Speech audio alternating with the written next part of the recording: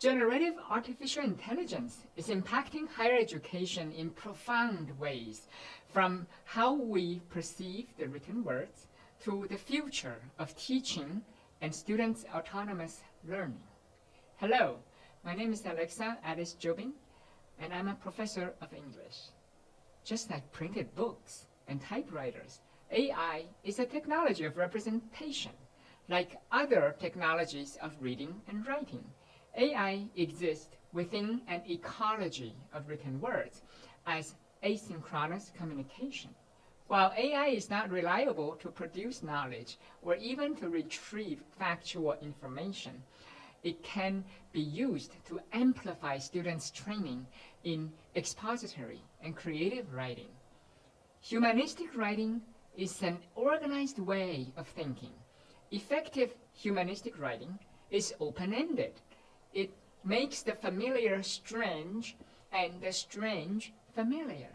At the core of effective writing lies an awareness of the rhetorical situation, namely the target audience's needs. In this video, I would like to demonstrate some use cases for AI in the humanities. Here, I would like to showcase Adobe Firefly. Let us now move on to consider another use case involving students. So students can practice writing out text and put it to text using text-to-image visualization AI tools. I teach drama, Shakespeare, and screenplays in the context of film studies. And I've been promoting the importance of writing out text of specific frames or scenes in the sense that this provides a strong foundation for dramatic or film analysis later on. You have to be able to describe your object precisely and with purpose.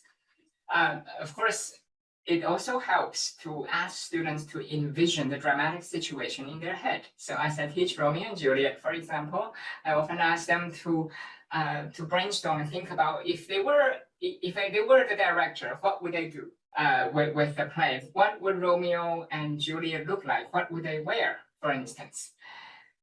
Well, the challenge before AI is that in class they'll come up with ideas, we will share them, but we never get to beta test it. As in, once you describe it, what is the image in another student's mind's eye as they hear you say it? And is your description detailed and precise enough? Did you forget to mention key elements?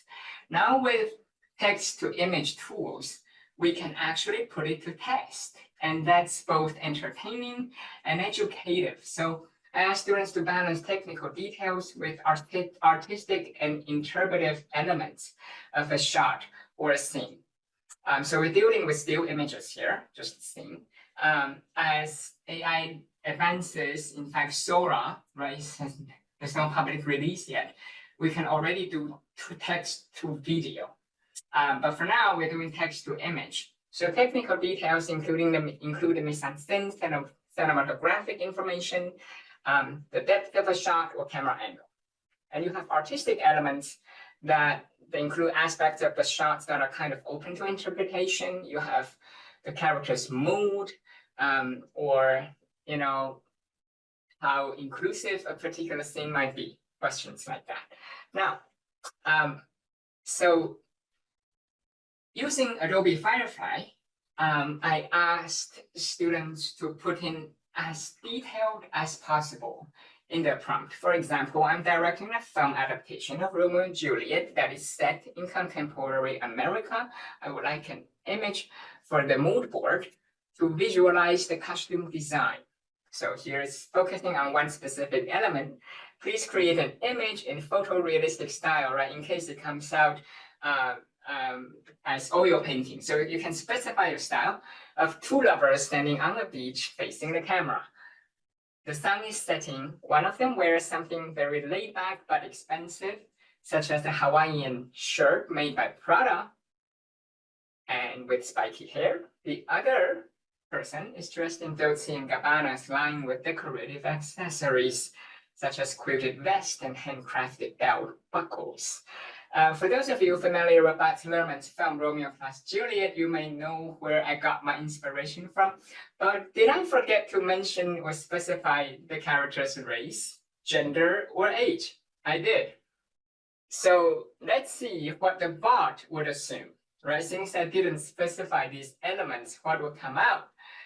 Once you put it in, you have, on first go, you will receive 4 different images, and you can fine tune them until you are happy with one of them. So it is not entirely white, which I'm pleasantly surprised. They do portray mixed race couples. They got the sunset right. I'm not sure where the stripes come from. So it's a very, it has, due to the randomness, right, in the current AI, it's actually not very easy to wrestle with it in terms of generating the precise image you want. More helpful is, in fact, to upload a particular image as baseline and ask it to work off of that, either taking inspiration or revising it.